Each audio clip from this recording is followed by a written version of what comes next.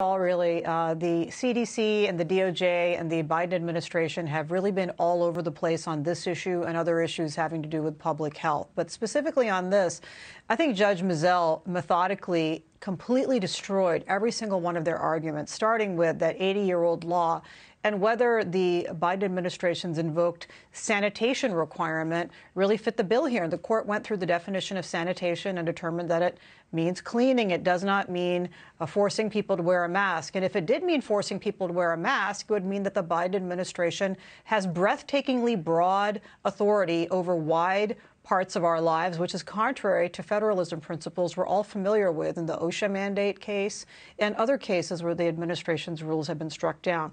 But it isn't just that. The judge also dealt with the fact that they invoked this good cause exception to the notice and comment period and said, look, this order was issued a year into this pandemic.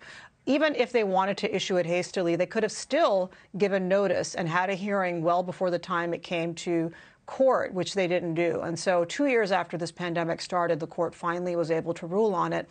And the court also dealt with a couple of other arguments and just handily destroyed them, including that when you have a sort of couple of paragraph justification for a sweeping rule that affects millions of people, that's arbitrary and capricious under the Administrative Procedures Act. And so I don't see any way, Laura, and I asked my partner in Florida about this, and he said he doesn't think there's any way that the 11th Circuit, which, as you said, is the second most conservative circuit, would ever overturn this. I mean, even if they overturned two of the judges' rationales, a third one would still stand. So it's a bad mistake for them politically. It's a dumb mistake politically, and it's also a hugely risky bet legally because they're going to establish precedent that is going to come back to bite them down the road. Harmeet, I knew